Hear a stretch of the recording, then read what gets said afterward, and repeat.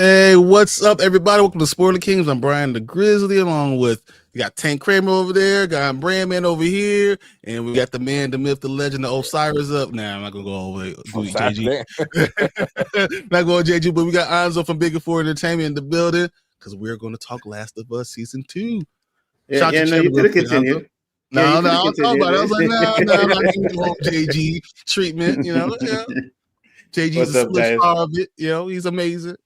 Absolutely. Bigger Four Entertainment, man. I'm just glad to be here to talk about this episode because this was fire. Dude, I had to pause it a couple times. I was like, yeah, I'm still trying to process this. My wife was like, why are you crying? I'll say this though. You don't get for the people who never played the game and just seeing this for the first time, I envy you. You know what I mean? Yeah, because we all knew it was coming, it was going to happen. But if you didn't know this was coming, I envy you. Imagine. Well, yeah, imagine going in completely blind. Yeah. I couldn't believe it, man. I haven't been too much online today, so I haven't heard people like saying much besides they hate. I'm done. This episode. I'm done with the whole season. I'm throwing it all away. Oh yeah. But when the game came out and it happened in the game, I mean, oh my god, that was the only thing people talked about for like months. You know, and how much people hated the game, and that's it, and it's the greatest thing, it's the worst. Like it was all over the board, man. You know, but I never even played the game, and I knew it was happening because of the boards. You know what I mean? Like, oh, okay, so that's what they're doing. But yeah, the show did it very well. I agree. It was an amazing episode. Oh, before we get started, before I start reading everyone's stuff, I wanted to show everyone this. Got something that came in today. I thought it was pretty cool. Nice. Nice. So it says the music dance experience is officially canceled. I was like, I need that in my life right there. That's a good one. And then I got this one. Cool, Barbara. Nice. So when you guys come on and you start seeing me wearing this stuff, yeah, that's why. Severance. Who's in the chat? Let's check it out. Yeah, Collective Movie Man, who was the first one here. He says, "Hey, Spoiler Kings." Oh my fucking god, they did it early. My eyes were bawling last night during the episode. As soon as Joel saved Abby from the infected, I knew it was going to happen. Man. Yeah, Fernando said, "What's up, everybody? What a shocker episode, man." To say the least. Yeah. Collector says, "I've been pretty upsetting. It's been a pretty upsetting day. Nothing bad, but just annoying. My 4K player just took a shitter on me. Oh my god, decided to die on me and disc. Oh man, 2 of the penguins get stuck inside of. Now you just gotta take it apart. Yeah. No. Grab a flathead and you pry it out. Exactly. Tank, it did end up winning the weekend with 48 million to Minecraft's 41. Spike Lee did come out and say a couple of interesting things about the movie as well. Yeah, I saw that on his Instagram. Yeah. So Ben Stiller had a really cool take because Variety was like, oh, it made 60 or 65 million worldwide, blah blah blah, but it's still far away from making a profit. It was like, and then Ben Stiller came back at it saying like, in what world does like this like week one have to meet profit? One, you know, like original IP, like, you know, it's not a full theater release. Like, come on, you know, that was from Ben Stiller. So, and to be honest with you, as much as I felt about it, word of mouth has been positive. So it's gonna make money. It's gonna word of mouth is gonna spread. It's bigger than how me, Anzo, or whoever else happens to feel about it. Absolutely. So I know Variety already, right? So I do have to give this flowers in that regard. Yeah, we know Variety already. They don't like nothing black, so it's okay. You're not wrong. Variety. Yeah.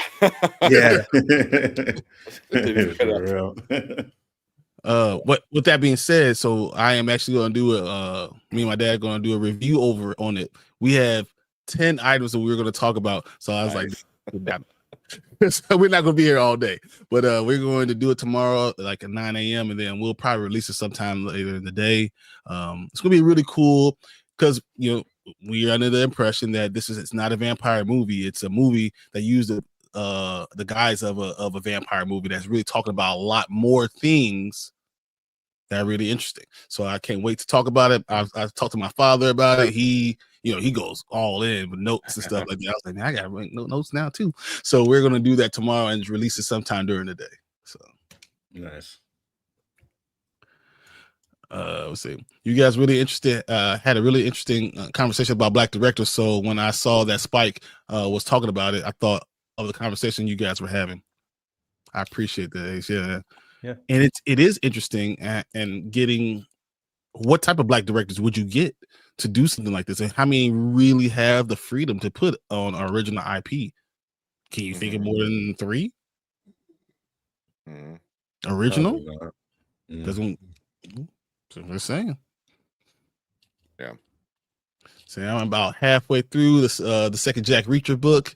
I'm on page 229, and the book is 550 pages. That's awesome. So if you're reading the second one, you're probably reading Die Trying. If I have my Jack Reacher books in order, I think you are. I think you're right. Mm-hmm. Which, by the way, I wonder if they'd ever make a season on that one. Which would be interesting because for the most part, most of that book takes place in one kind of like isolated place, which that's cool. That's really cool. Yeah, I like that. I mean, I can definitely see Amazon doing that. Like, hey, we save money on location. Done. Yep, Die Trying. He is correct. That's what he's reading.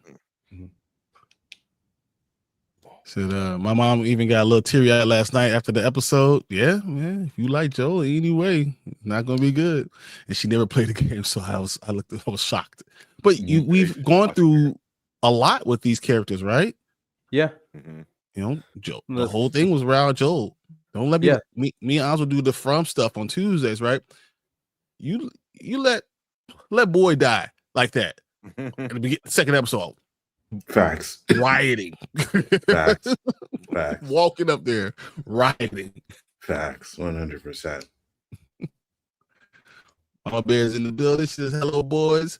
Once again, the only reason we started is because I saw you in the comments. And I was like, okay, we can go, guys. So, so what's up? Happy belated 420, Anzo. Thank you, but 420 is every day for me, hon. Yeah. You know that.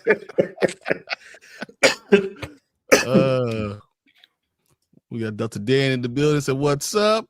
What's up? We had Ace in the building, of course, we just saw.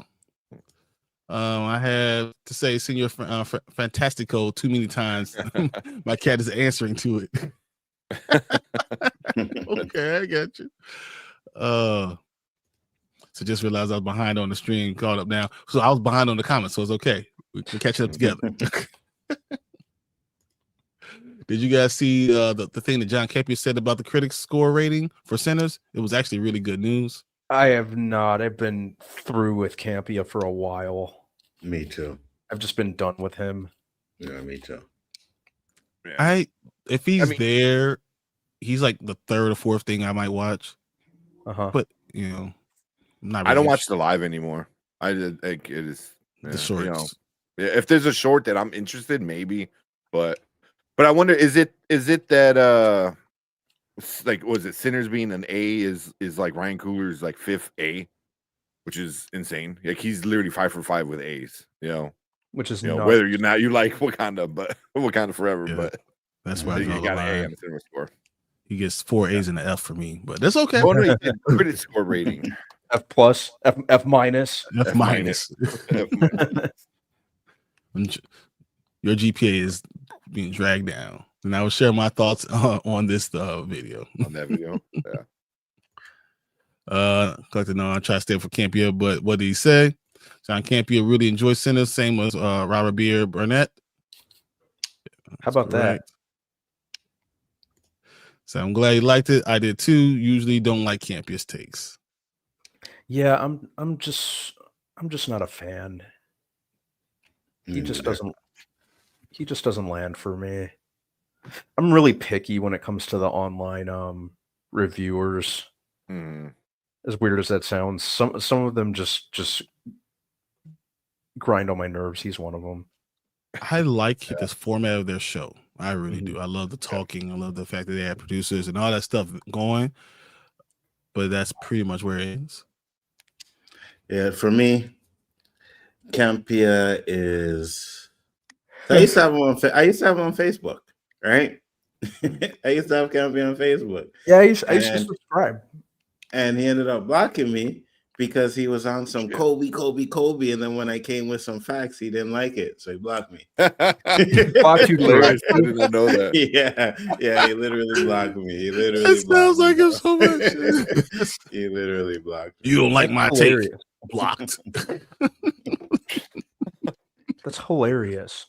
Yeah, pretty much. So yeah, John Campia actually gave a good talk. Had a good talk about the Sinners. Delta Dan. Delta Dan says, "R.I.P. Joel, man. You know why they got their superintendent of construction for their town doing damn patrols plots." And JG says, "I told you he was going to get in this episode." When JG, I need receipts. I don't ever remember hearing you say that. I need receipts, JG. You can look at all of the stuff I've said. I told you it was going to be, but you maybe JG, maybe. That's what we need. We have to entertain JG more often. That's what it is. You gotta bring him on. I just didn't. I don't know if I expected it to happen this soon. Yeah. Even though, like in the back of my mind, I had a feeling if they were gonna do this, it probably had to happen pretty early on in the season. I think that lost my train of thought. No, I think that you're right, but it certainly explains. Yeah, it certainly explains how Pedro Pascal has all this time on his hands for like Fantastic Four and Mandalorian and Grogu and. No, that he had to do it, right? Yeah, he had no time to do any of this other stuff.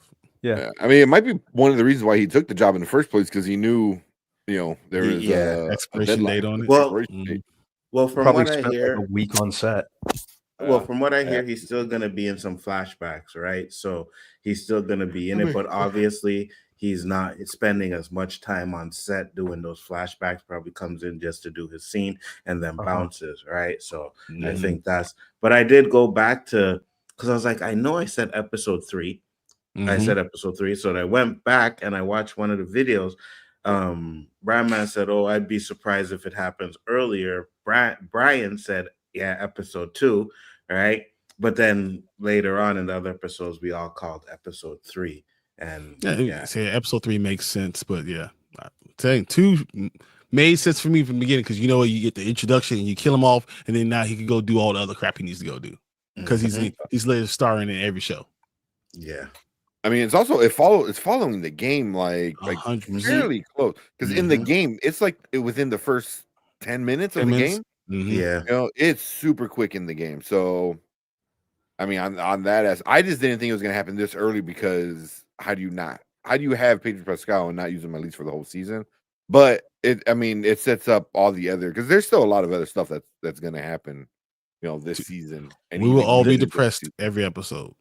I knew it from the trailer. Because I remember now that's the stream I was looking for. I can't remember if I was on with you guys but I said when we watched the trailer, I was like, this trailer makes it look like Joel's in it, but he's not really gonna be in it. I said he's gonna die early. You know what I mean? And yeah, sure enough, you were right. You got Sully says, Collector says, I don't watch the live, but just when he puts out his clips, I watch those. Same thing. I watch it every once in a while. So it says, I was expecting the end of the episode for years, and it still stung. I think the game did it better, but still a powerful episode. Oh, okay. That's good. I think it's different in the game. I mean, I would say it's probably better in the game just because you are in the game. You know what I mean? You're playing as these characters. You know, you play as Abby, you play as Elle, you play as Joel. So it's like you get a different connection than just watching. You know, but like Bella Ramsey was great with her acting. Oh my god! You know, I saw Caitlin, whatever her name is, like she was great as Abby. Dever, whatever. Yeah, Dever. Like they were all great actors. So that's a good comparison because they're both like A+. It's just I think it's just what's your preferred medium, I think is the deciding factor. But yeah. I think with the game, yes, you played as a character and you went through all the plots with that character, even the first game, and then that's the second game you're having that same track, and then now it really affects you more because that's why people are throwing their games and pissed off like, how dare you do this? And you know, that's what for 7 months all you saw was, I can't believe they did this. Yeah, you ruined it. And then half of the people, you ruined the game. The other half are like, oh my god, it's the greatest game ever. Which is interesting when people say they ruin the game as if this like magically wipes it out of existence, wipes it out of the timeline. It's crazy, you know what I mean? Yeah. I know we'll talk to it when we get to it, but that scene, there were a couple things about it that actually worked a little more for me than the game did. But I know we'll talk more about that in detail when we get there. No, yeah, I kind of don't. Yeah, I kind of don't blame you because, like, again, I didn't play the game, so I always have to go back and, you know, see what the differences are. And I get why they did it in the TV show. And I don't know. I think for the different type of mediums, it works. Like, it works for the game, the reason why they do it in the game, and it works for the show. So I don't know which one I would say is better. I just think they both work. Yeah. Tony says the Kings and the Mayor collab. Oh shit, fire! Yes, sir. Always. So Campy is annoying as hell. Yeah, I hear you. Yeah, he's just him. What's the other one? Grace Randolph. Oh, Grace Randolph. I can't stand her. Yeah, him, Grace Randolph, and Chris Stuckman, I all kind of like lump in the same. I just used to mess with them, watch their videos, and now I just borderline can't stand them. No, I feel you on that one. Fernando says, sorry, Joel got what he deserves. Why would you say that? And if that's the case, then I hope Abby gets what she deserves. Yeah, you didn't just kill her father. You killed it in front of her. And you did it slowly. But yeah, you deserve all the same shit. So, and now we're gonna have that mirror. We're gonna have that mirror of those two characters throughout the rest of the season. Yeah, but I mean, Fernando's like, you're not fully wrong. You know what I mean? Because like he did really, really evil stuff. You know, in the guise of protecting his, you know, quote unquote daughter. Yeah. You know, but I mean, he didn't try to stop it. You know, I mean, it's Joel. You know, I mean, he could have jumped out the window and jumped on the horse, and you know, like he's done crazy shit to get out. But I think he knew, you know, time to pay that. It was almost like he was relieved because he's been beating himself up for it. Yeah, it was like, yeah, this is time. It has to happen. Yeah, he just like shut up and do it already, which was awesome. Yeah, that was great. JG says, I said it, roll the tape. I said it. I wouldn't be surprised if he gets it on episode 2. You saying I wouldn't be surprised in saying he's gonna get it on episode 2 are just kind of different, JG. You know what I mean? I'm just saying. Semantics at that point. Dan says, my dumb ass thought they were going to Ned Stark Joel. Yeah, and at the end of the season, but bet on the lots of those flashbacks for those last 5 years. Yeah, they're gonna do a lot of flashbacks, and that's why he'll still be around to some aspect, some degree. Yeah. Hey, Tank, I don't know if you got my messages I sent the other day. I sent you where John Campia was reading the reviews for Andor season 2. I'm not. I didn't see that one. Andor season 2. I haven't seen that. Bread. I haven't seen that or really any Andor reviews for that matter. I mean, I've been seeing people like it's the greatest thing ever. It's the best Star Wars. It like, It's not. They said similar things about the first season, yeah, he loves if I remember correctly. Yeah, he loves but not it. just him, but it was just like the things I've been seeing on Twitter and stuff. So Yeah. People. I'm sorry to what's the word, deflect. But I after rewatching Andor, I warmed up to it. Oh no! You can put me in. No. You can put me in Deflect the word. Dude. Is that the word I'm looking for? Do we have the Phantom Zones? What's Brandon needs a Phantom Zone. Brandon needs a Phantom Zone. Do we have Phantom Zones? What are we talking about here? He is free to have his own opinion, even if it's wrong. I feel like we were all in the same boat when it first came out, or I was at least trying to give it a fair shot early on before I just gave in and was like, yeah, this isn't doing it for me. That's your name, though. It's Brand Man. Give it a fair shot, peoples. This is what you do, man. You always make sure that you give it a fair shot, and I don't. I went back in preparation to rewatch Andor, and I warmed up to it. I mean, I respect that. Yeah. I do want to rewatch it because I feel like a binge is. I think this show's better as a binge than it is a weekly. I'm telling you, if you watch it all at once, it flows a little bit better. Maybe that had something to do with it. I can respect that, but I know I'm not gonna spend that much time on it. No, I didn't like it enough for me to spend that much time doing it again. There was nothing in it. There were some episodes that were good that just they didn't know how to continue that goodness. So there were for me, there was nothing in it to make me even like say, okay, maybe I can go back and revisit it and watch it again. Like I just didn't like anything about it. Nothing. I think if you, at least for me, one thing that helped was going in with the mindset of who was responsible for the show, which was Dan and Michael Gilroy, and they've mostly built their career on like political thrillers and stuff like that. I can't because I go in thinking this is Star Wars, which is understandable. You know, look at all the other. It was a complete tonal shift from what we typically get from Star Wars, so I get that.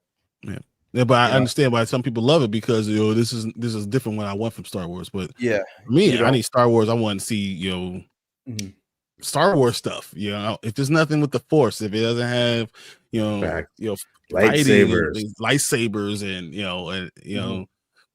there's planes and there's things that I want to see in it. Yeah, so that's just me. I didn't feel like it was Star Wars. I felt like it was some other show. If you would call it, Sisterhood or whatever, I would have been like, cool, whatever. But that it's hard calling it Star Wars Andor for me. Could have called it Star Trek. I would have been like, okay, makes sense. Now you're about to get Phantom Zone. Ace says it was because the game. I was saying episode 1 he was going to die because of how fast it was done. It felt more like when I was playing the game as opposed to watching it. So and all the Bella Ramsey haters can't give a reason why she's not Ellie. It's funny to me now. I don't see anything other than she doesn't look like Ellie from the video game. She's not cute. Because she's not cute. That's all it is. I mean, she's a great actress. Yeah. And she's not. Ellie's a child. What are you guys doing? I'm not. I'm there to see. I'm not there to see some supermodel. I'm trying to watch. Bella Ramsey. I'm not gonna turn down a supermodel either, man. I'm just not. Yeah, but I'm there to see. I'm there to see Bella Ramsey sell me as the character of Ellie, which she has. She has. Yeah, I'm with it. And if the showrunners chose her, then they obviously chose her for a reason. She's doing her job efficiently. I'm pretty happy with her. I agree. She's good. She's probably the second best thing about the show. Yeah. There's a handful of characters that don't look exactly like their counterparts. So why aren't they is she the only one getting picked on? Pedro don't look anything like Joe from the game. Pedro doesn't look nothing. anything like Joel. Not even close. I mean, he don't look like Mr. Fantastic either, He guys, doesn't- so yeah. it doesn't matter. But you know, why does he get a pass? Because Agreed. he's a good-looking Argentinian man. That's why. I actually really like the second game. I think it's probably my favorite game of the Last of Us series. It's sad there's not going to be a third one though. I thought they said they Why did I think they said they were going to make a third? They're working on one right now. Yeah. I really wanted a third game because I wanted to see more of Ellie's story and Abby and Ellie and Dina. Ooh, Dina's story is interesting. Yeah. Say, and get out of here, Fernando. Mama Bear says I couldn't listen to Grace Randolph. I find her voice grating. Yeah, Agreed. Yeah. And It all is her like a bunch opinions of kind of kittens being murdered. Yeah. Kittens being murdered. Yeah, Yeah. with a lawnmower. Oh, that's descriptive. All right. I'm constantly confused by people that think the second game is a disaster. I think it's masterful storytelling and deals with such layered themes. I get the losing Joel hurts, but use your head. Yeah. I think what it is that that you fall in love with the character. And you don't get rid of this character, even though it was a great story and it made perfect sense. Well, I was fine with that in the second game because it just, you know, it reiterates the gravity of the situation and the fact that no one is necessarily safe. Mm-hmm. Yeah, I think you need stakes like that in certain types of stories. This being one of them, and I think that when you do it like that, like it you kind of need those emotional gut punches from time to time, even though they suck for us as players or viewers. But as far as in terms of narrative goes, you need to. It's a necessity. I'm gonna go through these comments real quick. So, Mad's majority of her subs want to watch her because they want to sleep with her. Yep, 100%. Tomorrow are the first 3 episodes of Andor. Really? Oh, so it's going to be the first 3. Yes, it's 3 every week from what I hear. Yeah. Good Lord. F that. Good.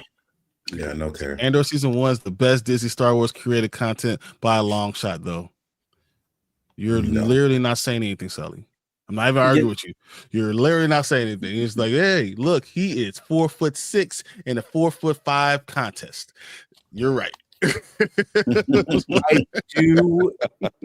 do get why people would say it's the best content, at least in the context of Disney Plus. If you like it, you like it, yeah. But yeah, I get this. Disney Plus is a huge thing. But I think before I say that, I want to watch the entirety of the second season. Yeah.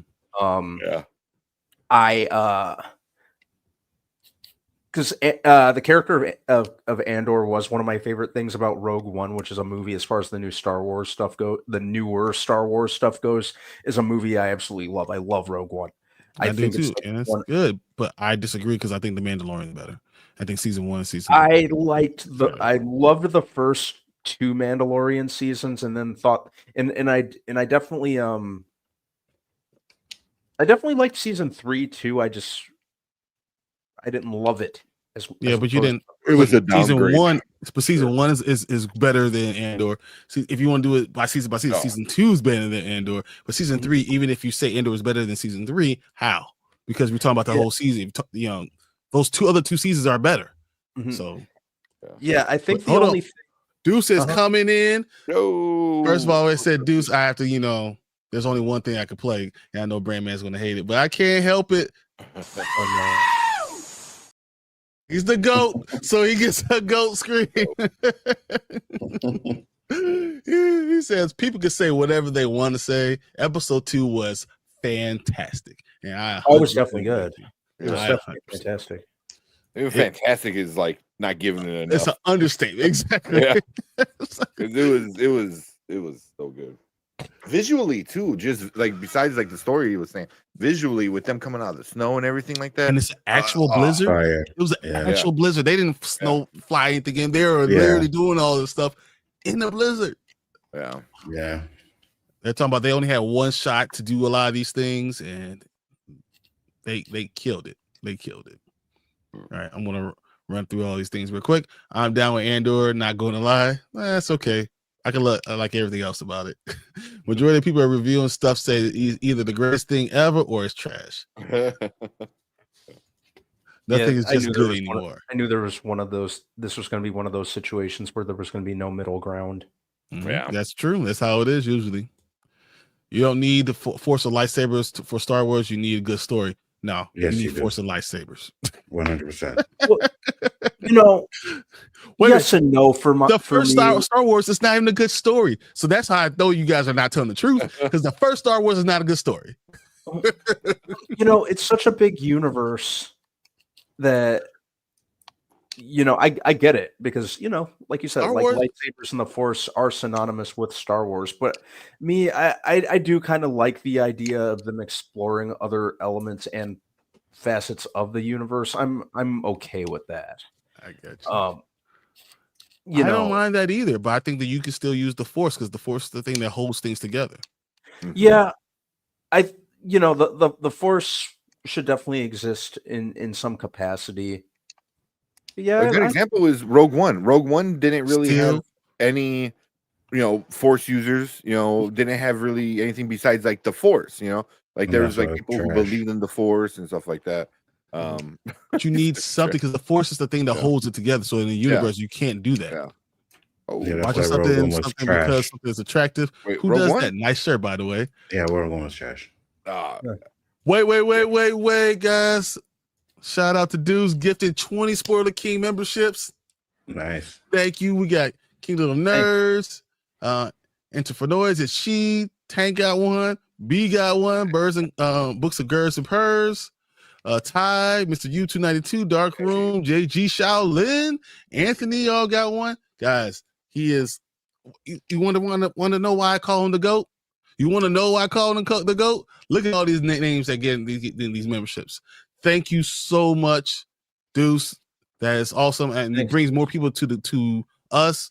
You're awesome, and I gotta give you this real quick. Holy shit, that is crazy good. That was gonna be bonkers. And then we got hello, rich people. Troy's joining you. Yes, I'll hold. That one. So Miss Moore got one. Oh man, guys, I'm sorry, my allergies. Run, do what you gotta do, man. Okay, as soon as you get back, we're going to make sure. I turned off my camera because I'm like slowly dying over here, but I'll turn it back on. I have like crazy itchy throat. I'll be right back. Yeah, go ahead. You the goat. Go.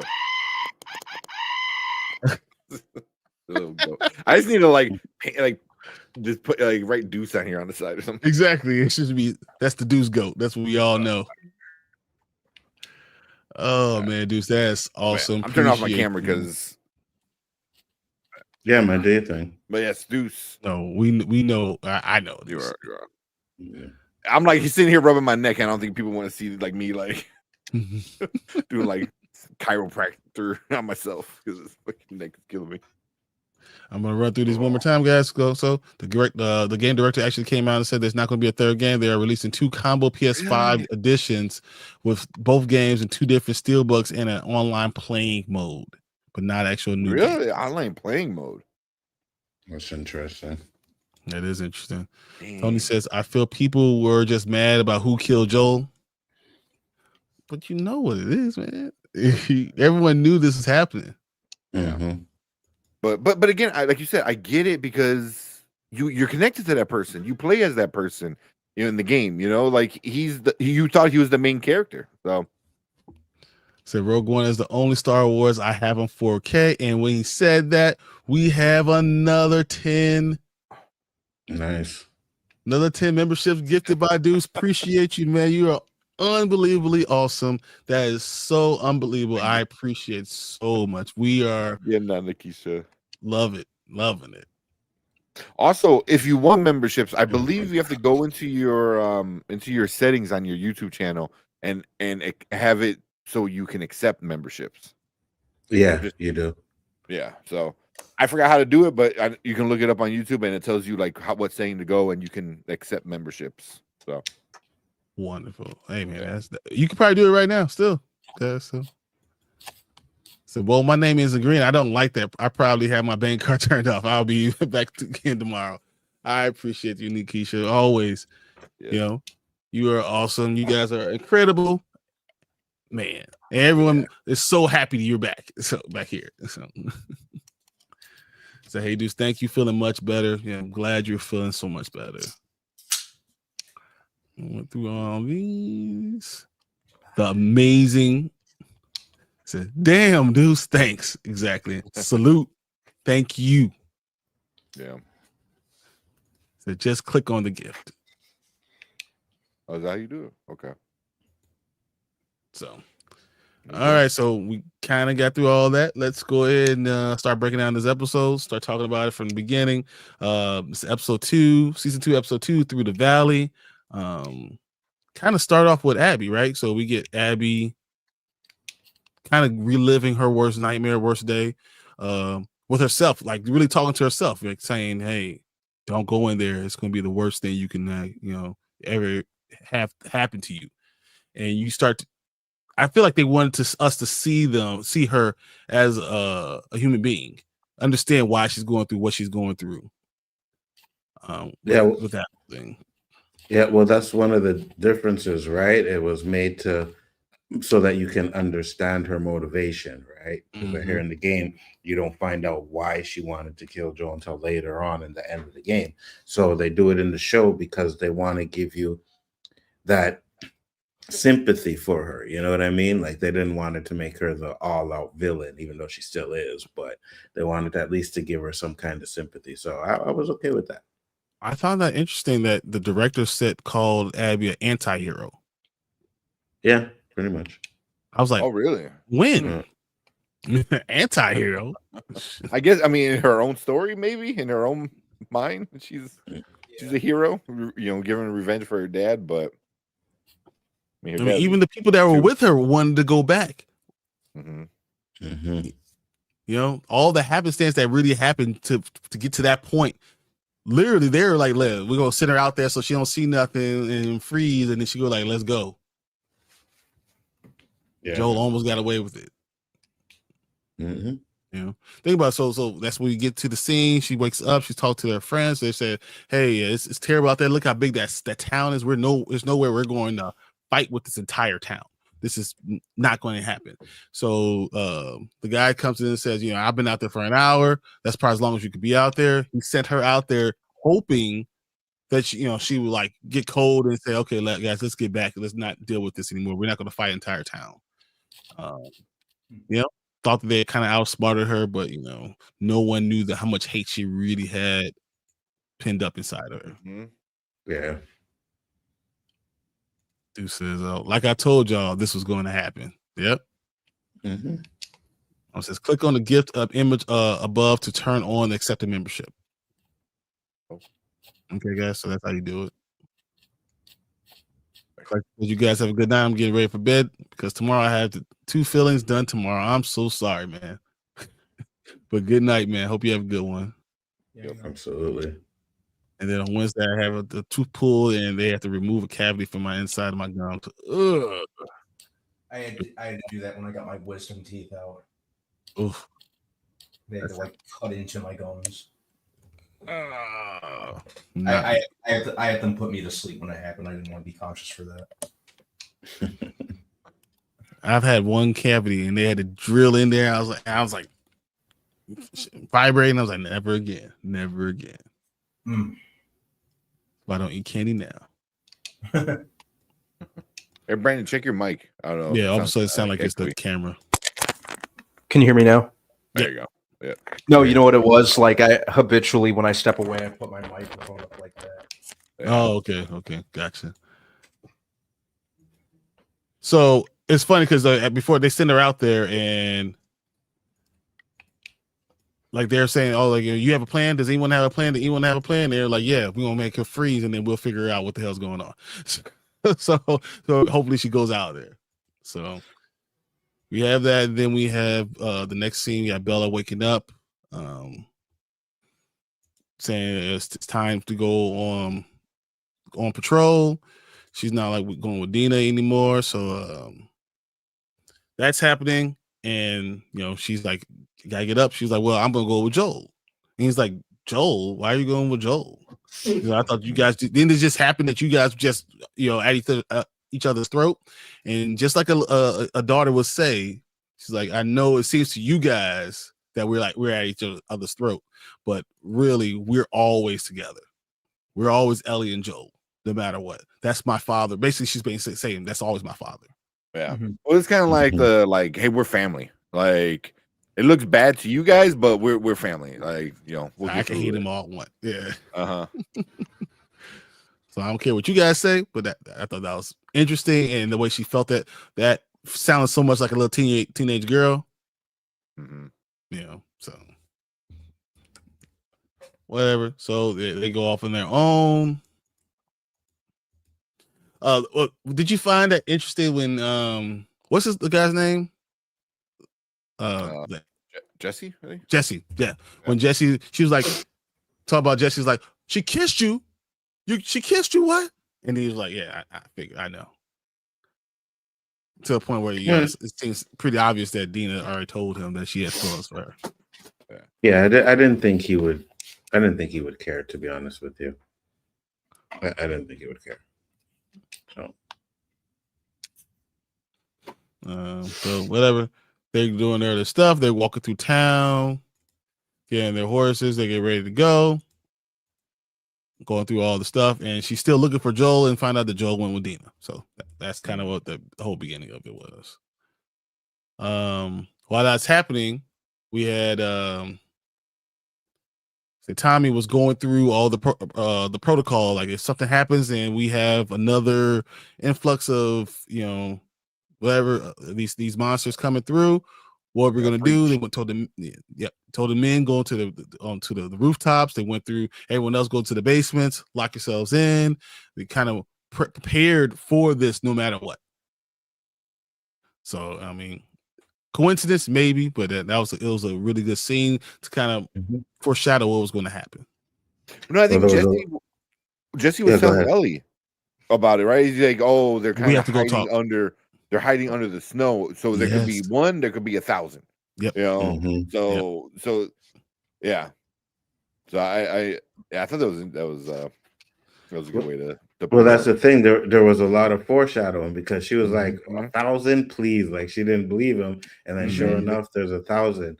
And then there's also he's talking about the blizzard. It's like, oh, the blizzard's gonna stay in the mountains, and then the blizzard didn't stay in the mountains. You know what I mean? So, yeah, there was a lot of foreshadowing. Well done. Oh yeah. No, I thought that was interesting that Tommy was prepared for all those things and kind of going through all the worst scenarios. So like, if this happens, we're gonna do this, and it came to pass. Like, he probably saved lives, even though all those people died. So many people died. It's crazy. Yeah.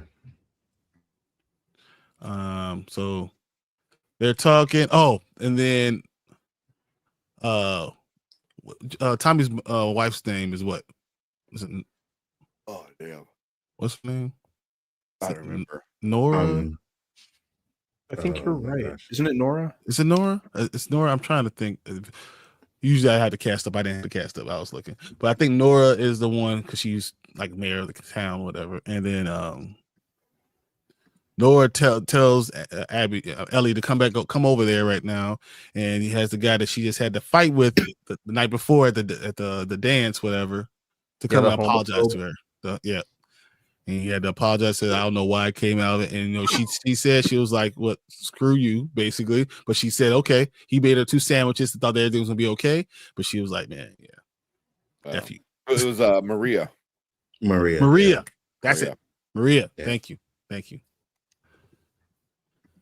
So Ellie still being a teenage girl, which is just who she is, man. Hey, thank you, Sully. Thanks, Sully. Yeah. Oh, there you go. Then we get back to Abby. Abby sitting there freezing her ass off. Really, the plan is working. She's starting to realize, man, I don't need to be doing this. Why am I still out here? And then she spots two people on horses, the scouts. She's like, oh man, I can get to these scouts. So she tries to rush down the mountain, sliding down all this stuff, and then go very well for her. So yeah. That part was crazy though. I love the way it looked when the creatures were coming out of the snow. Oh, and That was creepy. I was saying that last season they didn't have enough, and this one they went all in. I was like, this is what I'm talking about. You know, I was so good dude, that those they showed monsters that. were crazy. The way they did them differently. You saw one that had the mushrooms coming out of their eye, the other one had them in the ear. Like they were everywhere. They really did detail about that. I just hope this isn't it. You know what I mean? This isn't the last. I agree. Big time. You know, because I could see it that this being the last big time we see. You know, The all creatures of the like that. creatures, Yeah. the zombies. You know, because in season 1 there was episode 7, and then they had Yeah. town when they were Yeah, leaving with, the town, and then the one with the boys where they Mhm. had to kill his brother and all that stuff. You know. Yeah, the ones that were coming from underground. I think that was whatever episode that was with Kathleen. I think her name was Kathleen. Yeah, like that one was the one where we had the most. You know, I hope that we get one more big thing like that, especially when they get to the other I town. hope so. Me too. But yeah, no, I gotta say that whole seeing the monsters coming through that hole, it looked terrible. It was scary and unbelievable. Dr. Dan says, you think Abby would have asked Joel why he did it? Would it have changed things? I don't think it would have. Yeah. What'd you say, Anzo? I think it would have changed things. I think that's one of the things that because you got to understand, if they would have, maybe Joe would have told, and I thought that's what was going to happen, right? Because they don't know why Joel did it. Abby doesn't know. Ellie doesn't know, right? So I thought they were going to have a little scene there where it was going to be like Joe was going to be like, before he's dying, he tells Ellie what happened and why it happened, but they didn't get that. So I think if they would have talked about it, it might have changed it. Might have. But she would have gave her too much time to talk, because she would have realized that Joel's that was her father, basically, and she'll be doing the same thing. She'll start to see that she's the monster that she's trying to kill. He also just saved her life. Yeah, exactly. Yeah. Well, then she even tried to justify it in her head, like not in her head, but she said it out loud. She goes, "Oh, we have a code, and it doesn't matter if you have a code like us or you're a piece of shit like you." So it's then that's why for me it didn't matter. It didn't matter if it was gonna save the world or not. Like to Abby's, like, you killed my father, and you did it point blank in the head. And I don't care. And shouldn't that same thing now fall for Ellie? And Abby should then let the same thing happen to her? Yep. Yeah. Like eye for an eye type of stuff. But but again, she thinks she's like morally superior. And we'll see. I don't want to give too much away, but we'll see more of like stuff like that later in the show if it follows the game. Where you're like, because you start to like, oh no, you're a piece of shit. Like, you think you're better than everyone else. Like, no, you're bad. You're not good. You suck. Yeah. You're no. And there's a few people like that too. It's not gonna be just like, oh, that one person. You're like, oh shit, you all suck.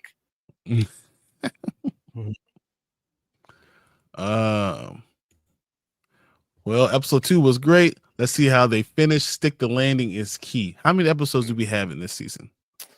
8, 7, right? Is it 8? 7? Is it 7? I know it's somewhere like that. I think it's 7, but is it 8? It might be 8. Anyone know? I'm gonna look it up real quick. Yeah, let's look it up. I know we looked it up for 7. You're right. 7. Yes, I thought it was 7. 5 episodes left. So we're already 5 episodes left. That's it. After what just happened. So, an eye for an eye, reason number 2 for me not to watch it. Yeah. He says, "Yay, I'm green." I was just gonna say congrats.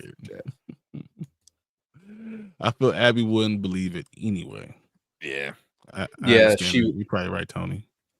Yeah, she is way too laser sighted and too far gone to.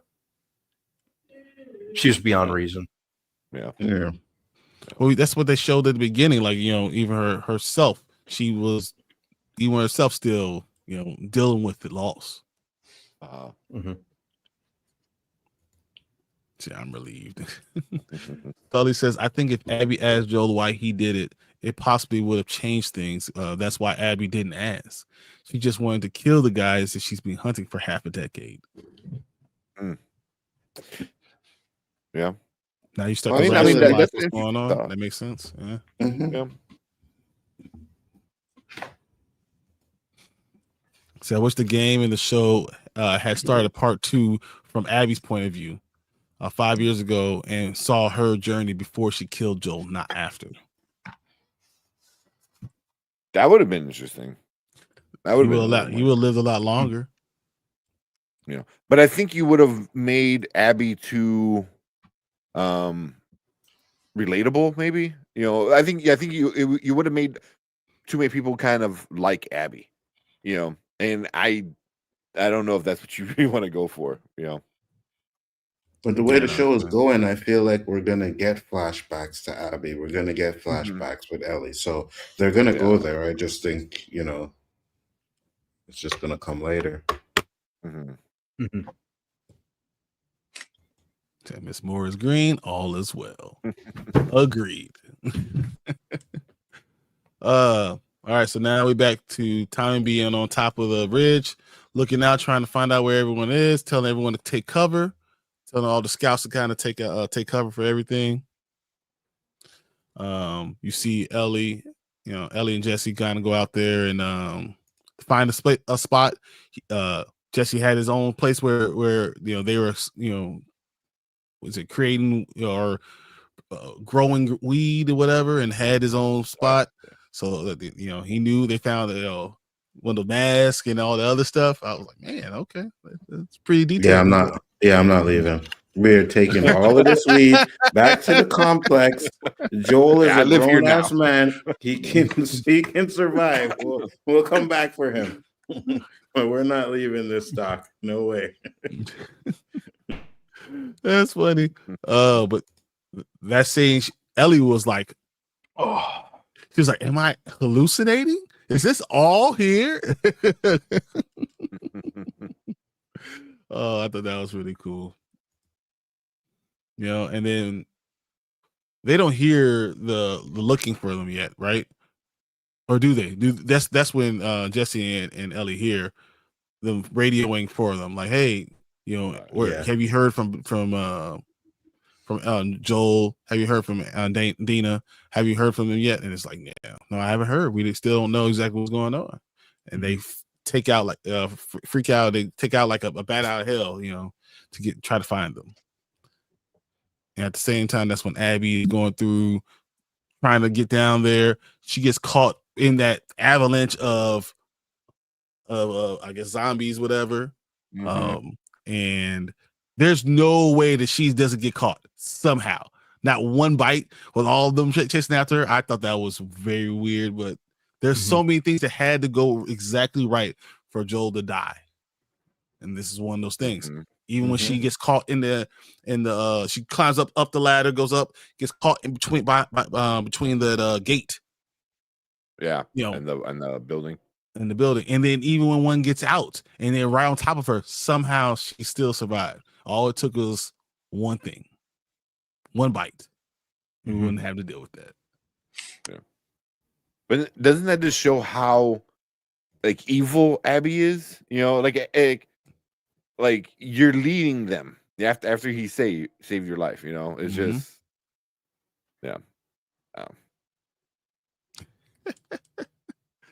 That's so funny. Elle says, hey y'all, missed the show last night. Hopefully nothing major happened. No. I think she's hilarious. You know what happened. Nothing major. Nothing at all. Love her so much. I think Abby thought killing Joel would bring her some closure, but by the looks on her face when she left, it probably just makes her feel more empty than ever. Yeah, for sure. 100%. Because killing Joel doesn't bring back the people that she lost. You know what I mean? So, exactly. Exactly. So yeah, Tony and her crew thought that she should have ended it way sooner. Yeah, going through that. Everyone thought that no one wanted to still do this stuff. No one wanted to do it for 5 years, but they followed her all that time. I mean, they didn't want to do it 5 years ago. And it's 5 years later, and they're still like, let's move on. So, you didn't watch it, or I look away for a bit. No, Elle definitely watched it. Elle probably played the video game, so she probably already knows what's going on. I don't think The Last of Us 2 is going to get nominated for an Emmy for HBO. A major focus on HBO Emmy nominations will be White Lotus and Penguin. I agree. I could picture that. But why does it matter? Honestly, Kevin, I think this is going to be just entertaining, and the other ones are really good quality shows, and HBO could do it both ways. I think they can really enjoy it. Wasn't the Penguin already up for all the Emmys, or is it the last Emmy season? Yeah, the Penguin. Yeah, it was. Yeah. It was. Yeah. So this upcoming Emmy season, it won't unless be there's another season. I don't think. Yeah. Not before this time. So yeah. Mm-hmm. So now I'm playing there. Yeah. And Dude says Severance will get some Emmys. I hope so. They better. Better. There's no way it won't. They better. Let's go, Mr. Milchick. Shoot. Don't make me come after you. Get some Emmys. I don't think From will, because it's too much horror. Well, it did, but it did already, so I can't now. I remember it. It got some kind of. Oh, it did. Yeah, you're right. Yeah, it did. Big time. Elle says the chemistry between Pedro and Bella is so strong. Curious to see if we can try to if she can carry throughout the other scenes, scene partners. Yeah. I don't know. Can you do it with Dina and Abby and Case and Abby and all that stuff? I don't know if you can still get that same chemistry. Yeah. I don't know. Yeah, also, her being in center. I'm sorry, Tank. No, go. No, just her being center stage from the rest of the season on, and who knows what will happen with the third. It'll be interesting to see. I think she's up to the task. I think because Ellie and Joel had kind of like on and off separate scenes throughout the first 2 episodes. I'm kind of looking at that as her test run of sorts to be in center stage, if that makes sense. No, I think it does. It does. But also Pedro is Pedro. I mean, he works well with everybody, everyone, because even him and Caitlin, like that scene was great. It wasn't happy. It wasn't a good quote unquote scene, but like them together, like, oh man, she was great. And he didn't do anything besides just look at her, but it was just the way he looked at her and the way he was like, okay, I get it. I get why you are mad. I get, all right. Like he had this, like, just face of understanding, So that's what he said. He said, first of all, he and Caitlin, as soon as they met, they just had this. The characters had such a chemistry, had such a story that they immediately had a chemistry. And she said she trusted him so wholeheartedly. Just whatever he said to do, that's what she did. And she played it that way because he's the great Pedro Pascal. So you don't try to undo when he tells you to do something. You just do it. And she said, and it worked perfectly. She trusted him just intrinsically, like just just no matter what he said, that's what I'm gonna do. So I thought that was really cool that they kind of showed that the after show. Said love the games, played both at drop. I know you did.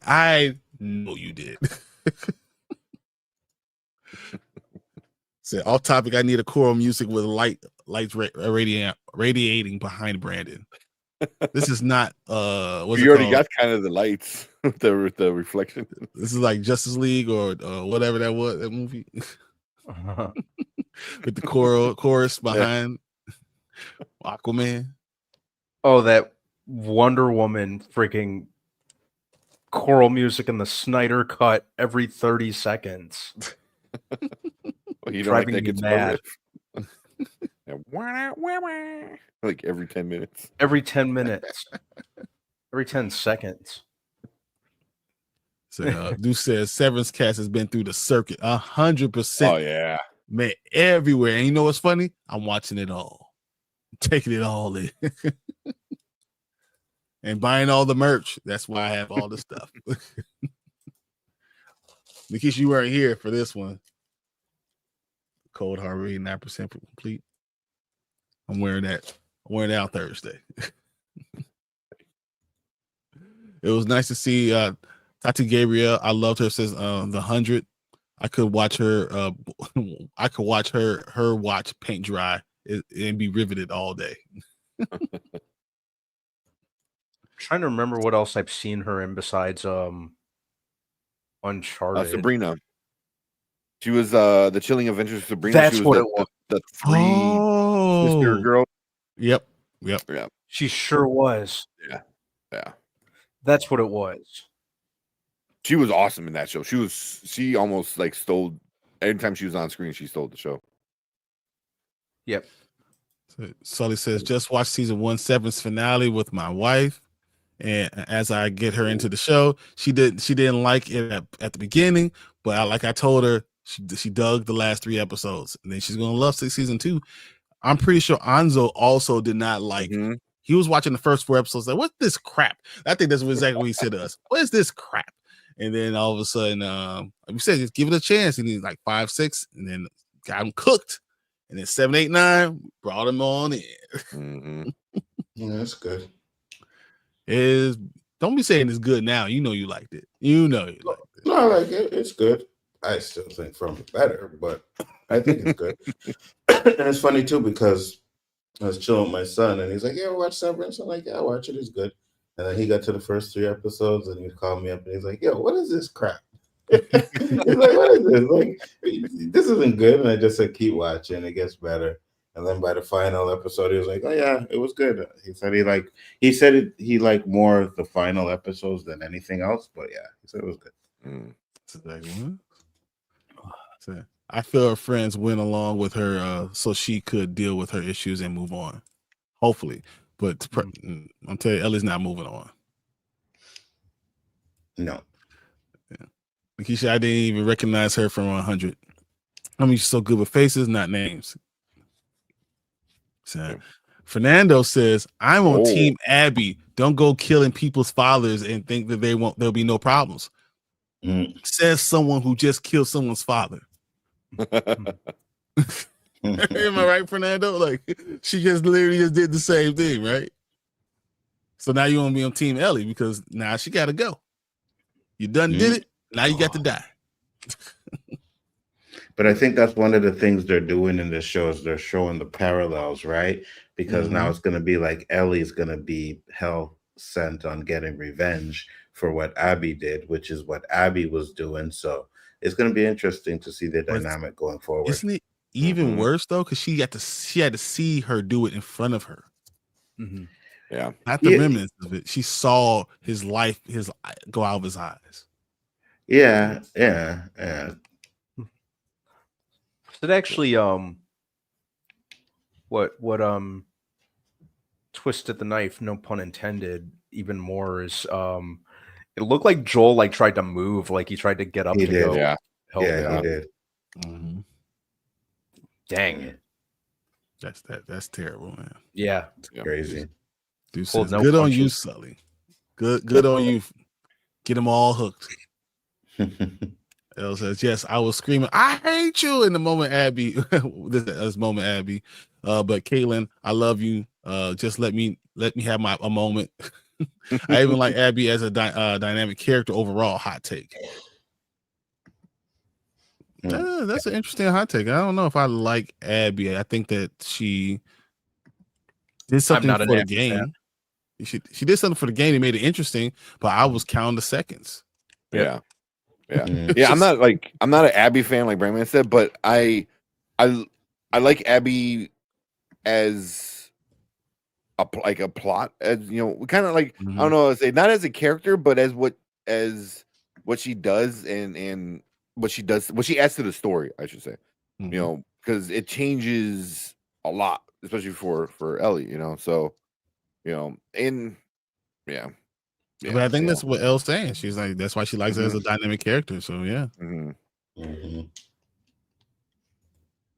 So then I don't know. You watched the 100. I love that show. I'm tempted to rewatch it. It's so traumatizing though. So Caitlin Dever filmed that scene 3 days after burying her mother. Oh wow! Adds a lot of raw emotion when you learn that, and now it makes a lot of sense why she said she trusted Pedro. I just trusted him. That makes a lot of sense. That sucks, man. That sucks. I was listening to Bella Ramsey, and she was saying that she knew it was coming. She read the script, and while she was reading the script, she cried. And then she said, while before filming the scene, but before they said action, she was crying already.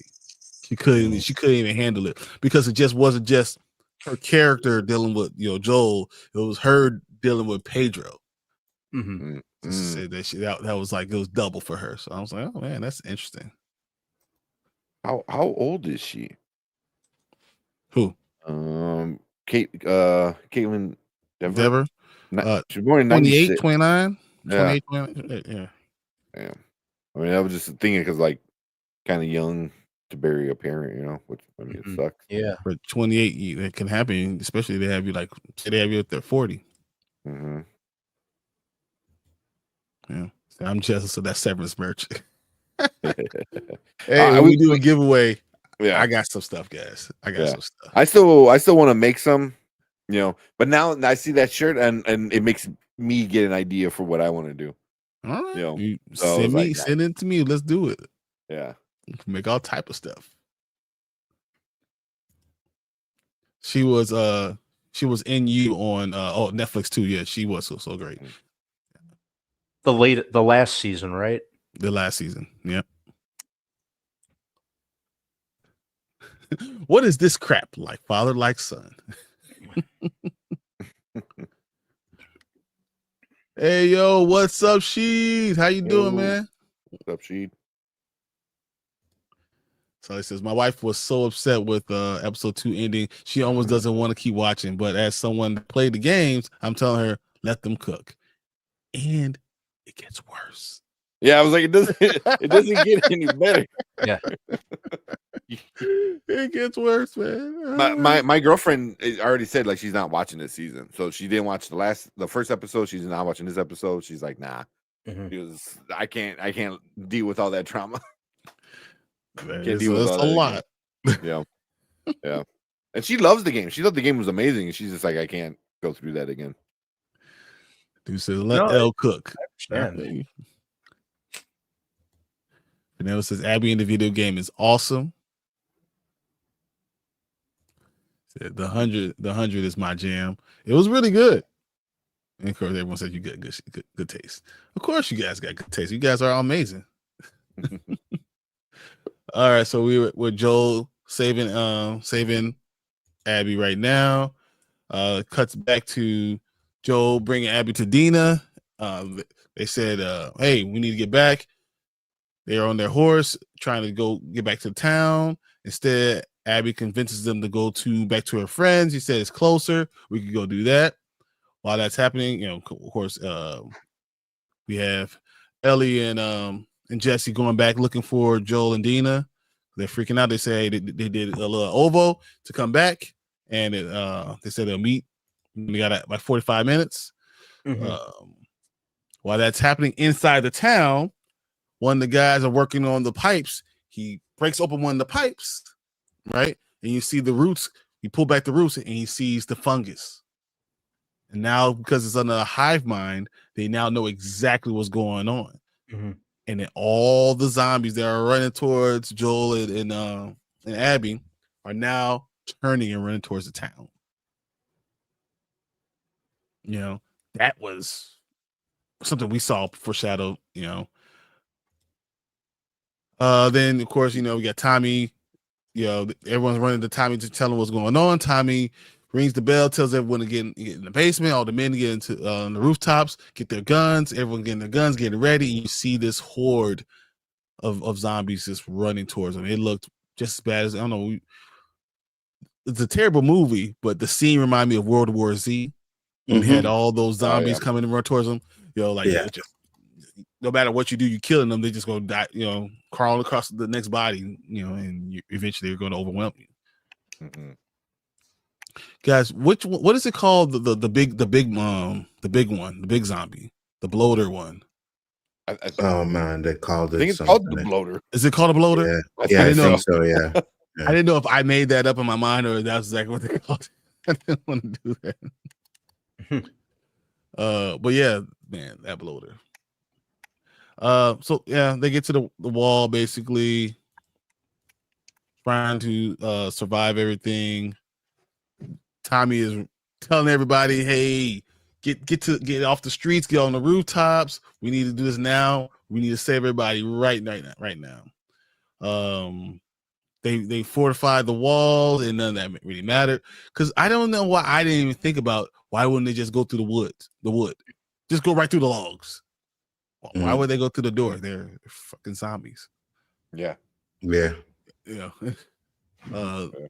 rolled down all those the oil cans. They set the zombies on fire. Didn't really stop them. They had a good plan. I will say that the town had a good plan, because hasn't this town been attacked multiple times? I don't know. I don't remember.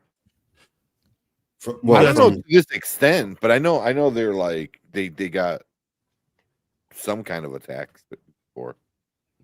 I think that season 1. I think they said it towards at the end.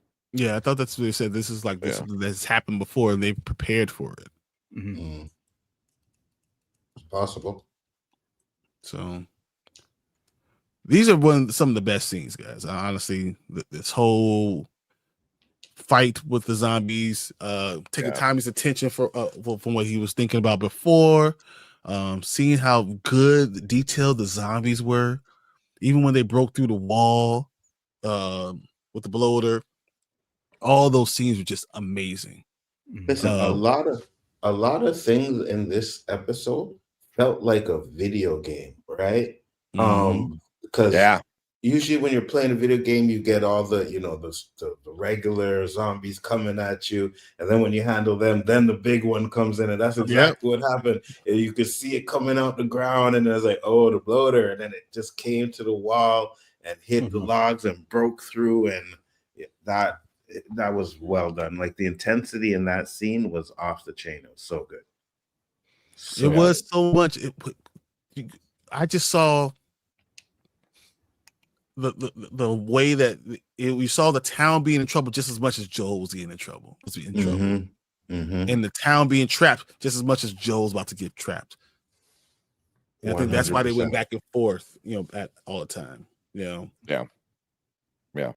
But yeah, saying that this played it like a video game, that's right on, man. That's exactly kind of like what I felt. Like watching it was like watching somebody play the video game. Like absolutely, which is probably for the best, because like the video game plays so well, as like a cinematic kind of event. Yeah. And it's funny too that you say that, right? Because like again, I never played a video game, but I've been watching a lot of clips.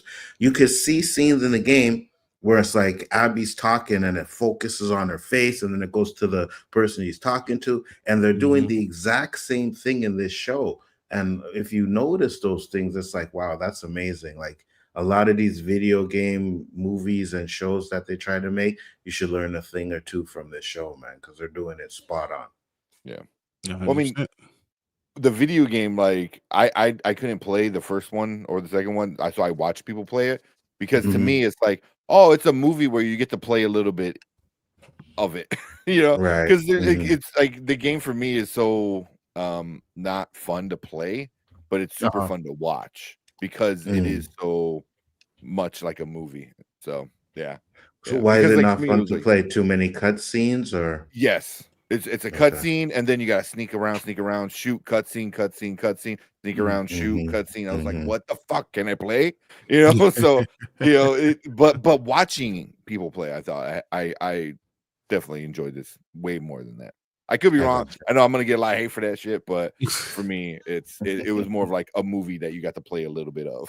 Yeah. What was your favorite scene so far in this show? Well, at least this episode. Let's go for it. Let's go, Brandon. When the colors started coming out of the snow, I thought that was super effective.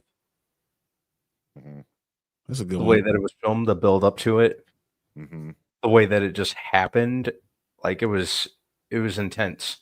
You saw him frozen, and all of a sudden you saw like, it was, like coming from underneath. Oof. Yep. One of my favorite scenes was when Tommy was had the one-on-one with the bloater, and he was just burning that thing, and it wasn't doing nothing. And I was like, oh, Tommy's gonna bite it, and it just fell down in front of him. I was like, okay, I really like that, because that again is a video game thing, right? When you're fighting a big demon like that, right, you may think just as you kill it, it dies, it falls right in front of you. So I like the way they did that. I really enjoyed that scene. And then the scene at the end with Joel, right, and Abby, because I'm looking at him like, I'm like, you see, and this is what came to my mind. I'm like, this is why Abby needed to have a little bit of muscle, because Joel's gonna smoke these guys easy, like, right? We've seen Joel do so much things, like get out of situations worse than this one. I'm like, he's gonna smoke these kids. But the way they did it, when she shot him in the kneecap right away, I was like, okay, that makes sense. You know what I mean? So I really enjoyed the way they did that. I thought it was well done. I think they did that on purpose too. You know, I think he allowed it to happen. Yeah, like he didn't fight back. Like he was like, I deserve this. You know, I've been waiting for this. You know, kind of thing. So, yeah. But like for me, going back with Brandman with the zombies coming out, I thought that was all. Like she's standing there looking, and you see the one zombie start to move, but then you realize it's not moving; it's sinking. That was so well done. And then the crack happens, and then they just all just that shot was super well done. Agreed. Well done. And then it's just chaos after that. It's just yeah. And I'm gonna say it because I said it earlier to Brian, and I said after watching this episode, I think that was one of the things that, like another thing that I had with Sinners, like I didn't feel that intensity with the vampire stuff at the end. With this one, once those creatures came in, it felt really like, yo, something's gonna happen. You know, you don't know who's gonna live, who's gonna die. It was really intense, that scene, and I could watch that. I could watch a scene over and over again. It was just so good, so well done. I can agree with that. So well done. I'm going to say it was with all the zombies coming up to the town. That was just so epic. That was just like, you know what even made that scene good? Because I had to go back and watch it twice. I was like, wait a minute, why are they turning around? Right? They were chasing Joel, and then they turned around. So I'm like, what did I miss? So I went back and I was like, oh, when he broke the stems. Right, when he broke the stem and he took the trees, that's when they did the turn. They wouldn't have done it. They were running towards Joel and Abby the entire time. But once he pulled those things out, and the hive mind took over because all of a sudden you had the fungus now know where they are. So see what you guys are saying. That was fire. So I'm glad you listened to your wife. She has good taste here because he likes to wonder. Good night, Nikisha. Glad you came in. Nikisha. Side note, cannot wait for Jeffrey Wright to show up in the show as Isaac. Great actor. Yeah, definitely. It's Jeffrey Wright. He's awesome in everything he's in. He's the ish. He really is. I forgot that he's gonna show up in this season. That completely slipped my mind. So just learned that he's also the voice, the motion capture for that role in the video game too. Yeah. So and that's great. And Isaac is so good because you lose Joel, but you gain Isaac. So I think that have great actors. You know, Pedro's gone, so Jeffrey Wright takes over and still have that star power. And that was great that you have him playing the character he voiced in the game. Great, well done. You know what I mean? And it's again, that's why I say this show does a really good connection to some of the things in the game. Even the song at the end was sung by the girl who played Abby in the game. So yeah, it's really well done. They're paying homage to the game big time, and that's what makes this show really good. I mean, they did that in season 1 too. Like a few of the characters were the characters from the game. You know, like so yeah. Which again, why it plays so well as like absolutely show is because the game was so good. You know, yeah. So he says everyone's talking about what time it was, but yeah. I hope we see more Stalker zombies in the show. They were absolute pain in the ass in the games. I think you know how many times I lost because of it. Yep. I think I was getting rage quit a few times. You know what? I was thinking about, you said that if they could do a Resident Evil like this show, that would be fire. You know what I mean? Like Resident Evil is the scariest I've ever been in any video game ever. And if they so just good. If they could just adapt it properly, man. Yeah, it's literally the video game that caused me not to like scary movies. This is the exact reason I don't like scary movies. Fucking Nemesis. Well, we'll see how this reboot does next year from the writer-director of Barbarian. What, reboot movie or TV show? It's gonna be a movie. I have no faith in the Resident Evil. They tried to reboot it already with that Raccoon City one. That wasn't good. Oh, that's right. You know what I mean? And now they're gonna do this one. I'm sorry. I think it might work better as a TV show. We've been seeing that a lot, right? Brandman says that all the time. Yeah, I say it all the time. There's certain content that just works better as a TV series rather than trying to cram it into a 2-hour, hour and a half movie, however long, or just sure you guys, I'm not saying anything that anyone doesn't know, but sometimes they just ignore what happens in the game and do whatever the heck they feel like. 100. Yeah. 100. And sometimes it works because Sonic works, right? Sonic is totally works. different. Mario Brothers works, but sometimes when it's games like this, you don't need to deviate from the game because it has a rich story already. You know what I mean? It's already a movie. You know, some of them don't. It's already a movie. Make like little additions here and there. But, exactly. You know, there's usually some level of respect to the source material for the most part. Yeah. Hey, have you seen that with T? I agree with you. I kind of liked it too. I kind of liked it too. I'm not gonna lie. So what's up, T's? Glad you're here. What's up? So, who's the hive mind controlling these fungi zombies? Fungi zombies? You know what? I think what they're gonna, because, and I didn't know about this, but they showed this when I watched the video on it.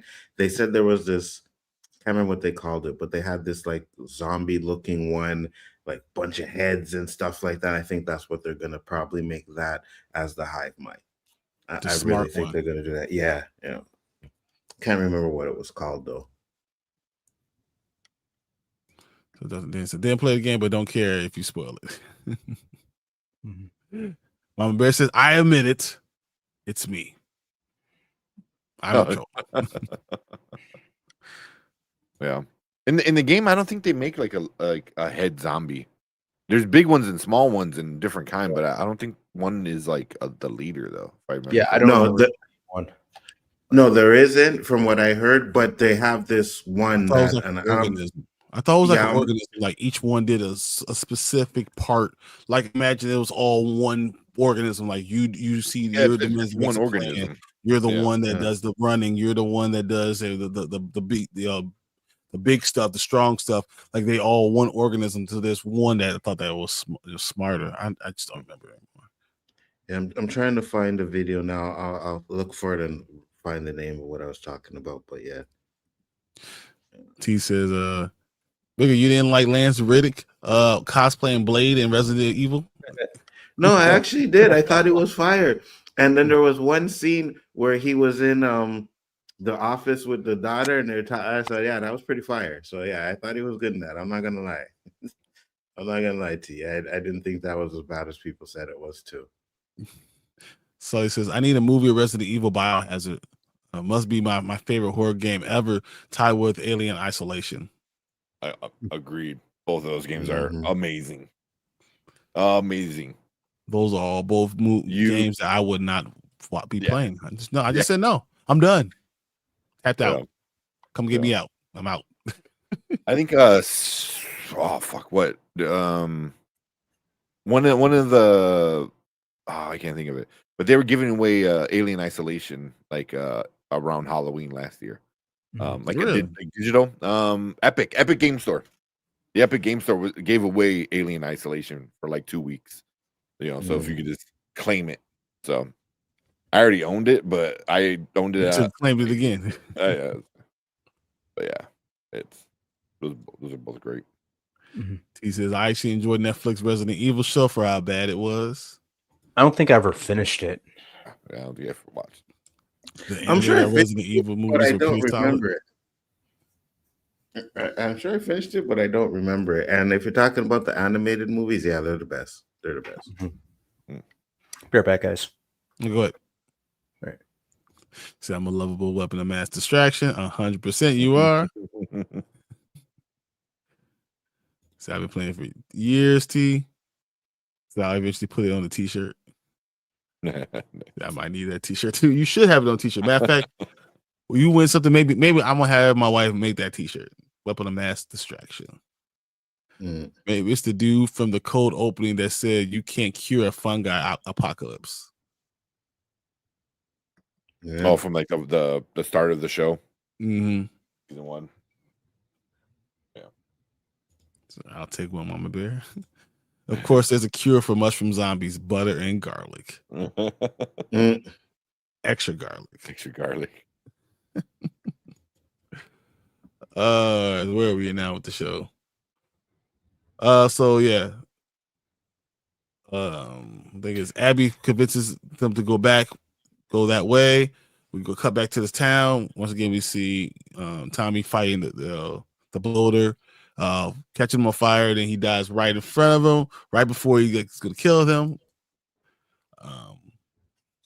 You see, Tommy was on the front line everywhere, all the time. But you saw all these people dying. I mean, there are zombies everywhere.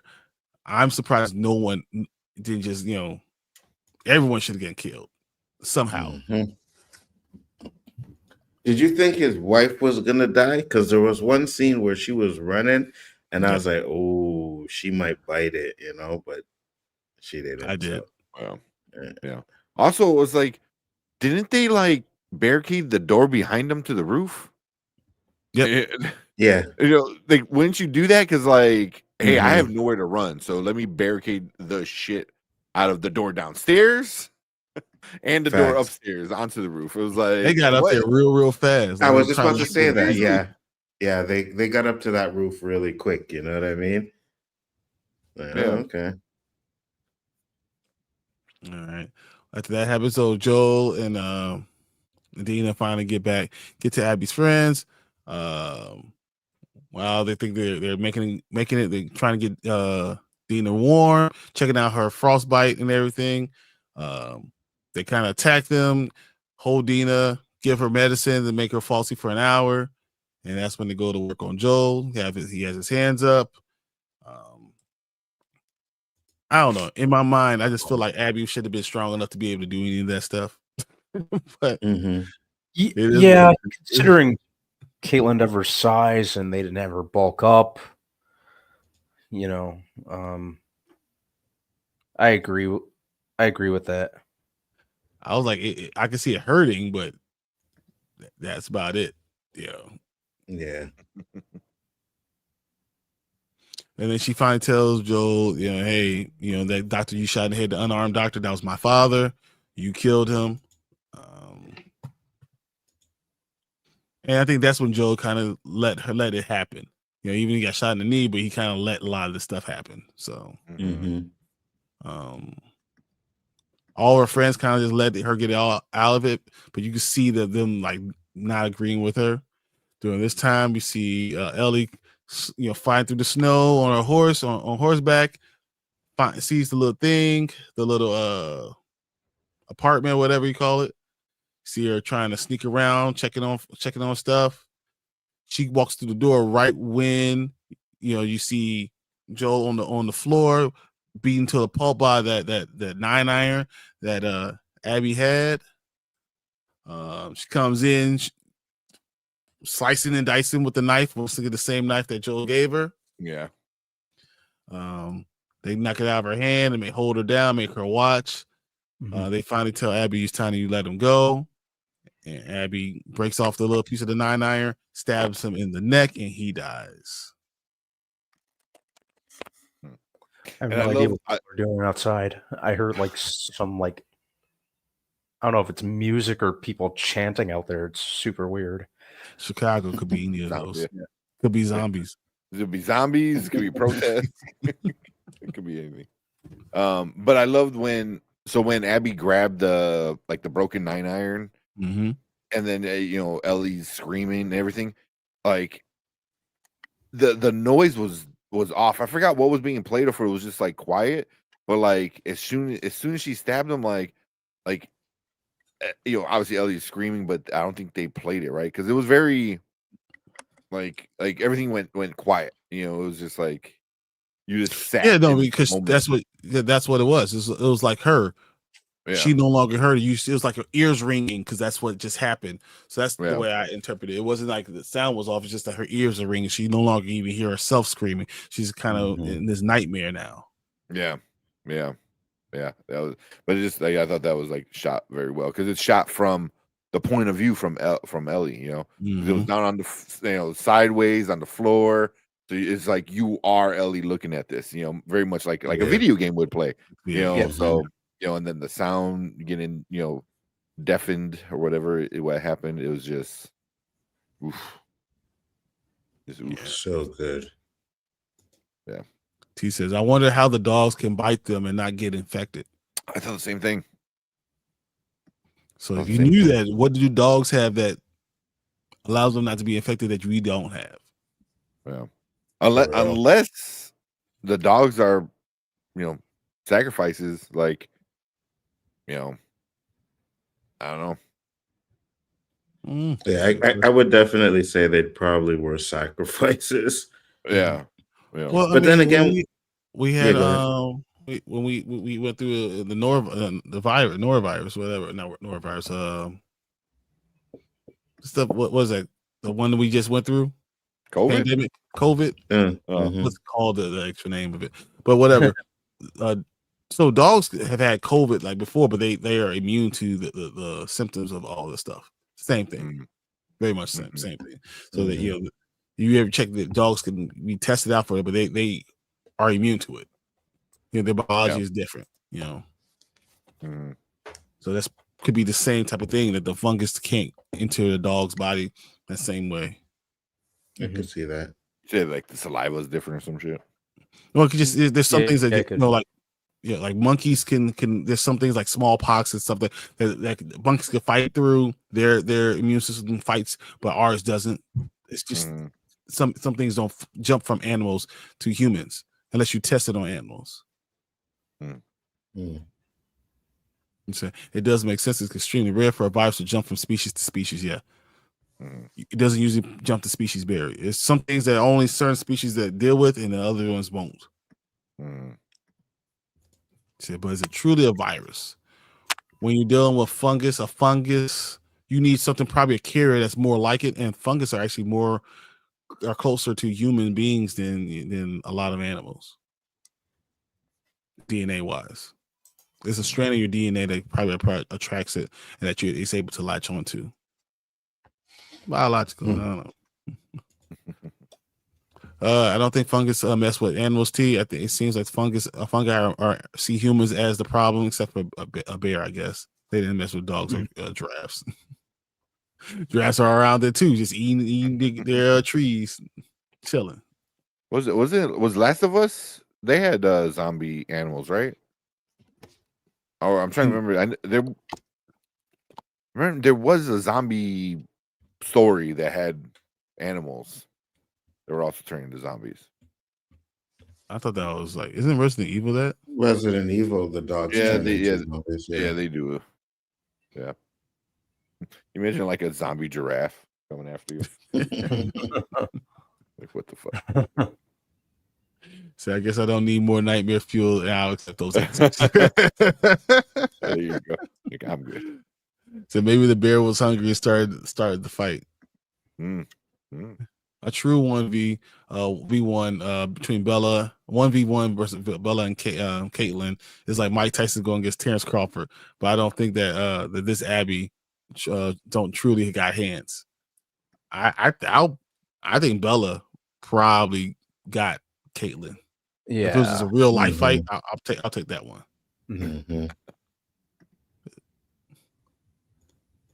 Not real Abby. Real Abby would like give you that one hit quitter, but you know. So maybe animals' temp don't change, so fungus can't affect them.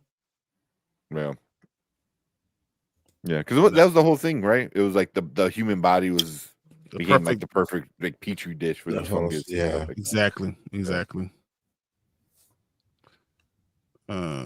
Okay, so Joe just passed away. You see her sitting there. They grab their people, and they leave. And Abby Abby is going up the mountain. As she's coming, we see Jesse coming on this horse, and we see Ellie crawling away to Joel and just laying on top of him. Very reminiscent of Simba, in Lion King. When after his father died, and he just wants to have him just have his hand over, she just put her head on top of his head. And it's like this one shot that's so beautiful. And they did it all in one shot. And it pulled away in the camera. I thought that was amazing. That was great. Yep. Yeah. Agreed. Cinematically, that was just unbelievable. We go back to the town. You see somehow Tommy made it through everything. Maria is also fine. We thought that she might have been dead. But we see people dead everywhere throughout the streets. Just buildings on fire. It was just chaos. And how much they lost. And then you see Jesse taking both Dina and Bella, and Dina and Ellie back home, back to the town. And they got they're dragging something. Dragging the body of Joel. Yeah. Wrapped him up and dragged the body. Sad. Super sad. Woo, man, that was tough. Yeah. Yeah. I know you talked about Abby, walking away. And I love that they show her and her people they're walking away, but the camera doesn't move, but they come close and they walk past and you get that close up of Abby's face, and it's just like she's still the same. I think somebody said it in chat earlier. It's just she got no satisfaction out of it. She still she thought she was gonna get something out of it and got nothing. No, you're still the same. Your dad's still dead. And now you did this horrible thing and to another person. So yeah. Like you think you're justified in doing it the same way how Joel thought he was justified in doing what he did in the last season. But now you gotta live with it. So that was the problem. Following you for all Joel.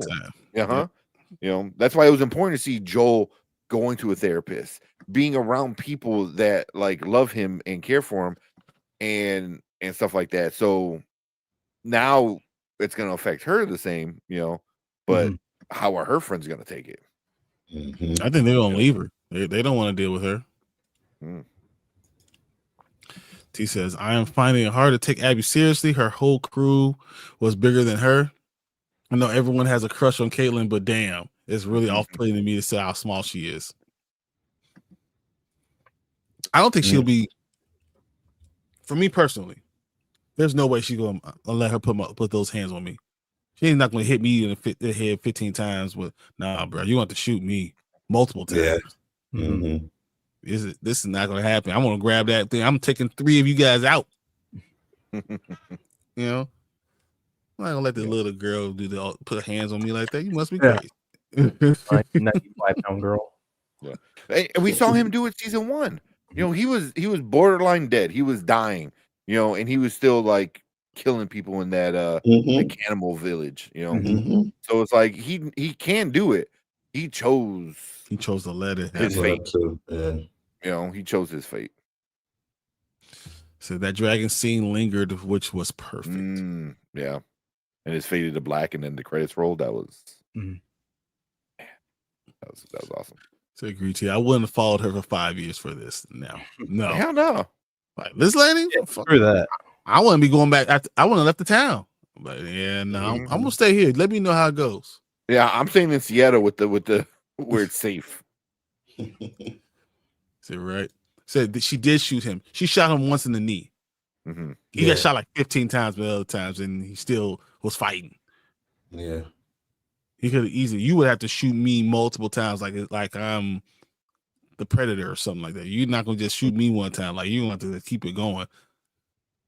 You know, it's funny. As I'm looking for this darn creature that I was seeing in the video, I noticed something that I didn't actually like.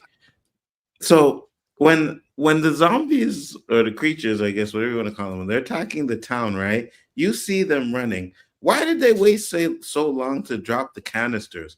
I would have had those canisters dropped already, and the minute they got close, blew them up. You know what I mean? Like they waited till those creatures actually hit the wall and then started dropping the gas canisters.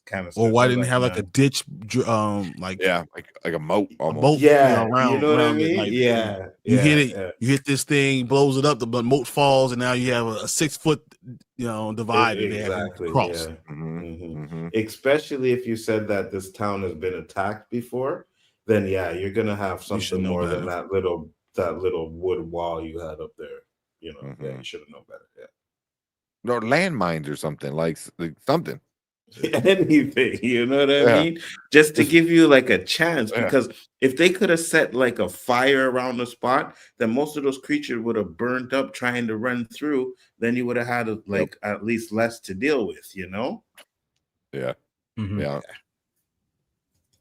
So you're probably right, because he knew he deserved his fate, because killing them never truly sat right with him.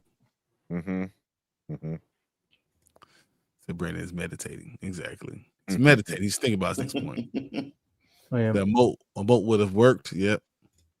I don't think they ever thought that many would come though. Get through. Yeah. But they thought they was going to eventually break through the wooden thing, through the town, get through, because they had plans for that, right? So it'll take a lot for that to happen, right? Yeah. But they thought it was an amount they were able to handle, though.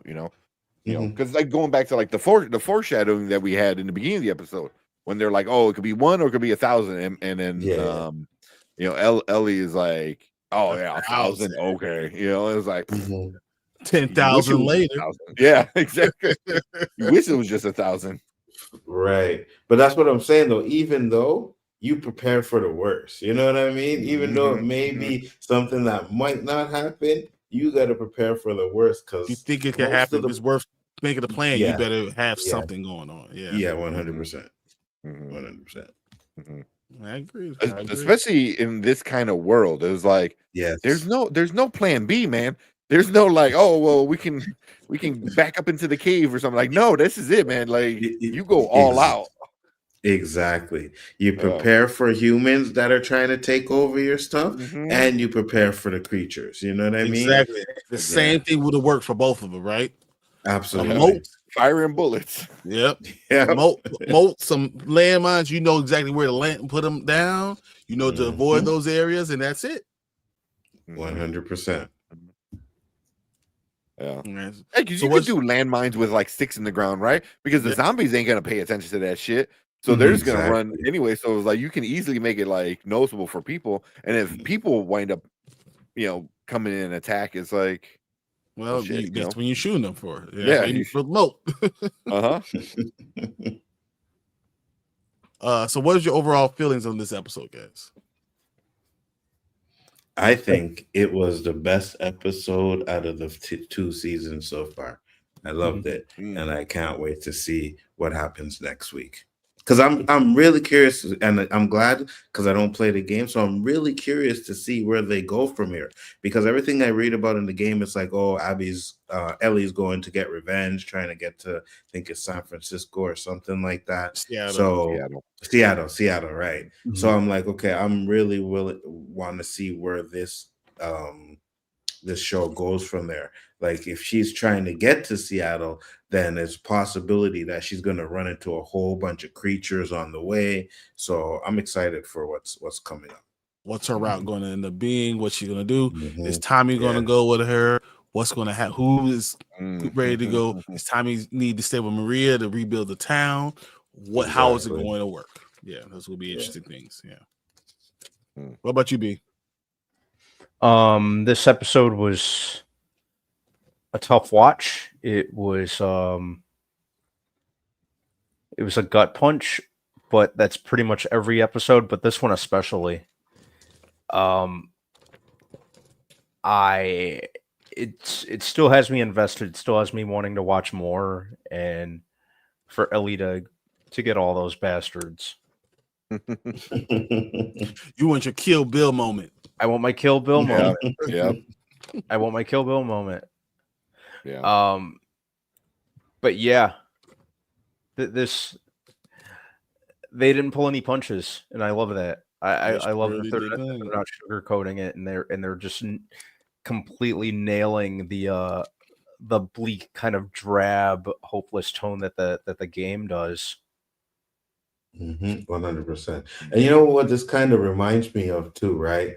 And because I remember, in the comic book, Negan comes in, he kills Glenn, and then when he did it in the show, people couldn't believe, oh my God, you're upset. But I'm like, it happened in the comic, right? And I think they did it in the show because, and that's the death that you're invested in Glenn, so you keep it to Glenn.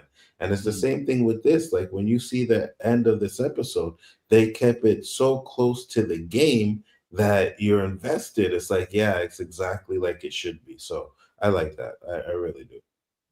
Yeah, the Glenn comparison is really good. Somebody that a character everyone loves this character. He's great. He's important to the story, and then you're like, and you're dead.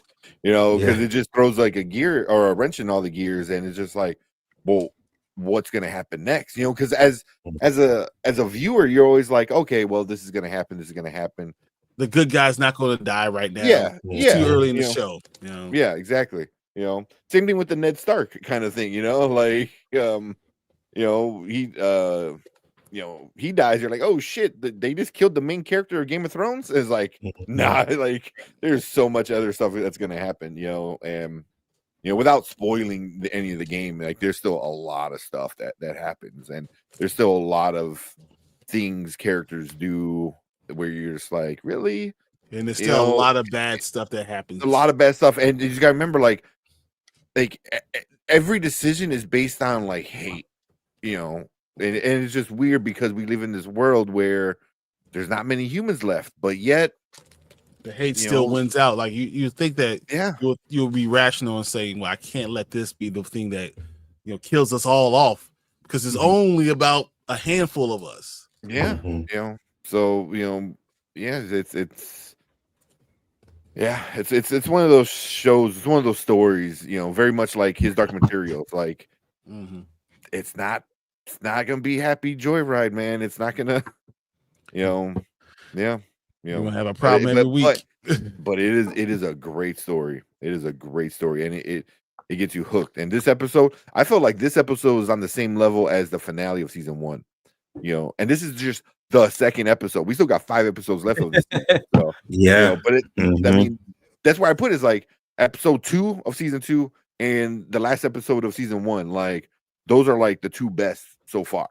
And it's crazy is one ended a season and one kind of just started this. It started it.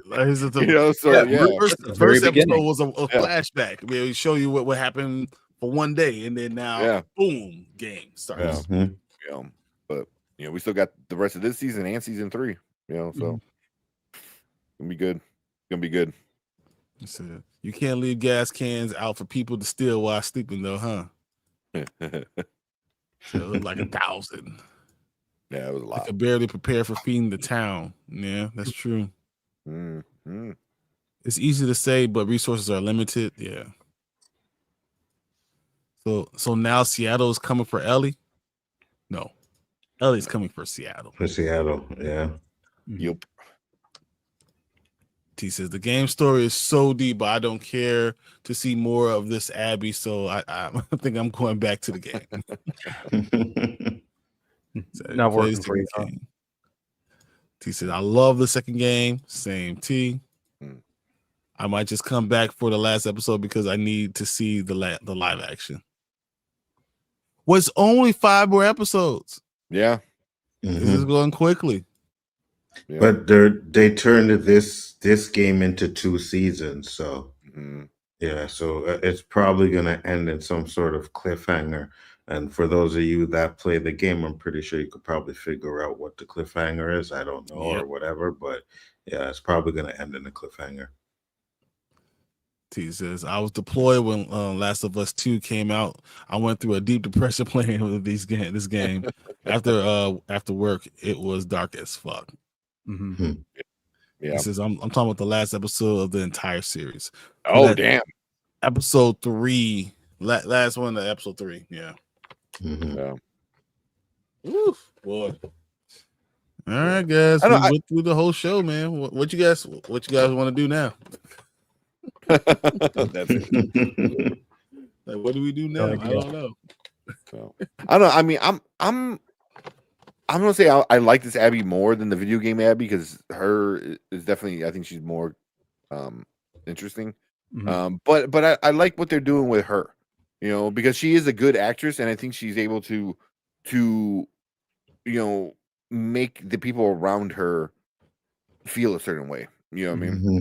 You know, it reminds me of like the old cartoon where the small dog is the boss, and the big pit bull or whatever is like the follower. Yeah.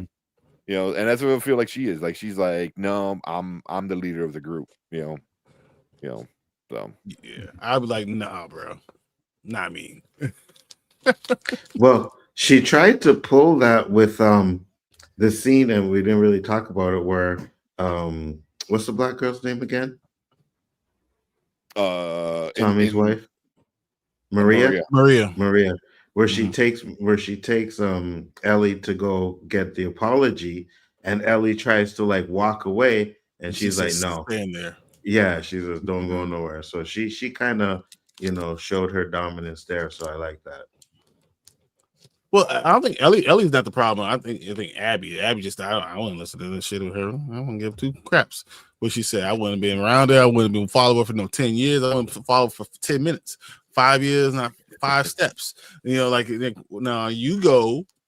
I understand you having problems, but we're gonna go through a counselor. We're not gonna sit there and try to go through revenge because revenge never works. Mm-hmm. Yeah. So yeah. So I'm talking about the last episode of the series. Yeah, I said I was thinking. I think they introduced her incorrectly in the show. In the game, I got used to her and then realized she was a killer. So video game Abby would have had problems with the show Ellie. They had to even the odds a little bit, right? Yeah, I mean, wouldn't have had any problems with the show Ellie. Yeah. Video game Abby wouldn't have problems with Joel. But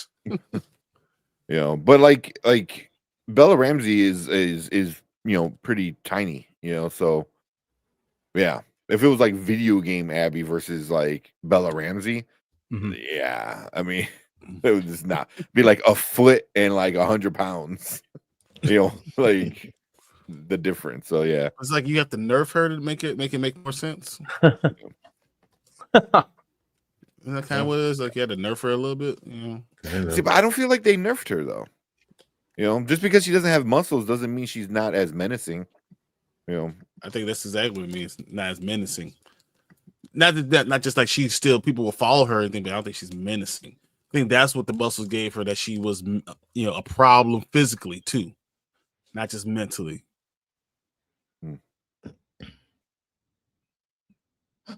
I agree, because when I seen that scene, I was like, Joel could get out of here. You know what I mean? Like it didn't seem like you said, it's like Joe didn't fight it, but if he wanted to, he could have wiped all them kids out. You know what I mean? Yeah. Like easy. So yeah. All right, guys. Well, that was a lot of fun talking about episode 2. I want to say thank you to Anzo for being here. Shout out your channel one more time for us. Bigger Ford Entertainment. Thanks for having me, guys. I will be doing the watch party for this on Sunday because the Daredevil stuff is over. Thank you. We did it. Yeah, we got over that. But it's always fun. It's always a pleasure hanging out with you guys. Appreciate it. No, appreciate you, man. Appreciate you being here, man. Thank you. And you check out me and Anzo tomorrow because we will be talking From. I cannot wait. I love From too. So there's like 4 shows that I just love, and I can't wait to talk about. And every day I like look on Facebook and see more things about From. Like, I can't wait for what's going on. I want to know what they're doing now. What they're filming today. And that's it. That's what I'm saying too. Like there's been some really good shows that ended. Silo, Severance, From, now this. So we're getting good TV. I'm enjoying it. I agree. He said the way it all played out in the game is the way it played out in the end. Made sense. Yeah. The video game Abby has the weirdest, or should I say most awkward sex scene in the video game history. Mama said, I said nerf herder. No, I surely did not. If they keep the game accurate, the ending isn't going to be tough at all. I heard nerf herder. Nerf herder. I like that. Well, with that, listen, I'm gonna take all you guys geek card if you don't know where that came from. Yeah. Oh yeah. Oh no, you have to know that one. But with that being said, guys, thank you for joining us. We will see you on Thursday at 9:30 till about whenever. But for tonight, we'll say good night. Thanks for all you guys in the comments. Dudes, thank you again for all the memberships and all the money, and appreciate you guys all. And we will see you guys real soon. Peace. See you guys. The board has concluded the call.